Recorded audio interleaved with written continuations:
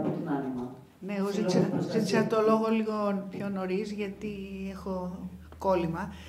Η Άνοιμα είναι από την αρχή δίπλα στον αγώνα για το Μεγάλο Ρέμα, για λόγους πολλούς και για κάποιο λόγο που επίσης οι ραφινιώτες ξέρουν. Αλλά να σας πω κάτι πολύ ειλικρινά, έχω απελπιστεί.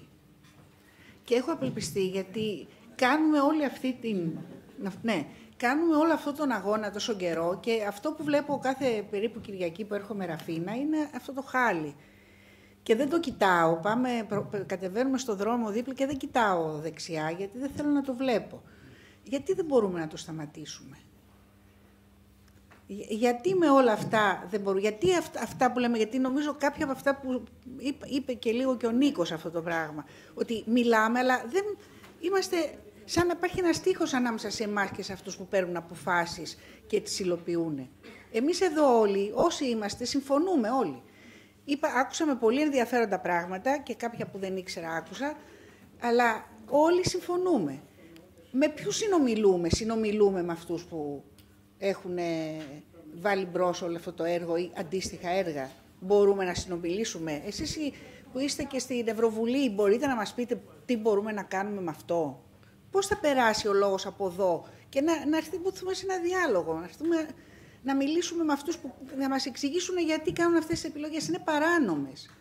Δεν είναι το μόνο παράνομο πράγμα που γίνεται. Αυτή τη στιγμή υπάρχει ένα σχέδιο, το σχέδιο, δεν ξέρω αν το ξέρετε, Αντινέρο, που είναι για τα δάση, το οποίο είναι φρικτό. Εδώ και 3 χρόνια, από τις πρώτες φωτιές και πέρυσι και φέτος, μπαίνουν μπουλντόζες μέσα στα δάση και παίρνουν τέτοια εποχή τώρα, που είναι τα φωλιάσματα που είναι γεμάτα ζώα μωρά, είναι λαγουδάκια, αλεπουδάκια, κουναβάκια, σκατζοχυράκια, πουλιά, όλα. Και μπαίνουν οι μπουλντόζες μέσα και παίρνουν όλο τον υπόρροφο, γιατί είναι αντιπυρική προστασία. Και αν πεις και μια κουβέντα, θέλετε να καούμε, να θρηνήσουμε ανθρώπινες ζωές, αυτό είναι πάντα. Και δεν έχει να κάνει, παιδιά, αυτό με κόμματα, γιατί τα ίδια έχουμε ακούσει με όλα τα κόμματα. Δηλαδή, τις ίδιες κουβέντες που κάνουμε τώρα, τις είχαμε και με την περιφέρεια όταν ήταν η Δούρου και με την περιφέρεια όταν ο Σγουρός.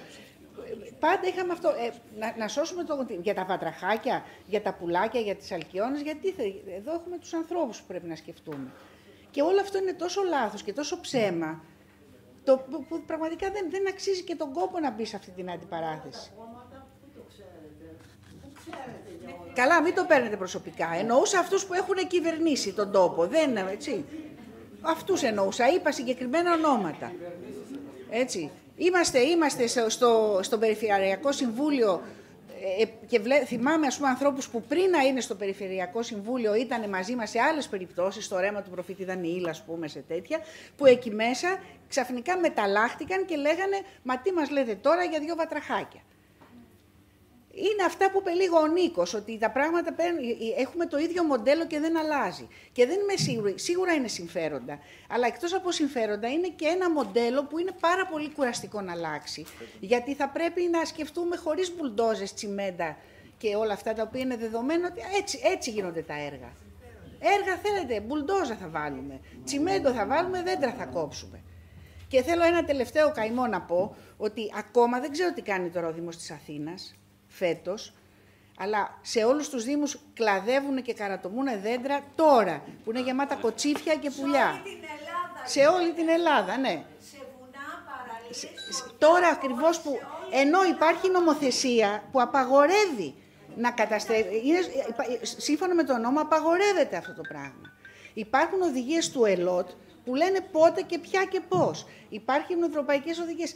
Πώς γίνεται να υπάρχει όλη αυτή η παρανομία και να μην μπορούμε να τη σταματήσουμε? Μια απορία εκφράζω και ευχαριστώ πολύ που με ακούσατε.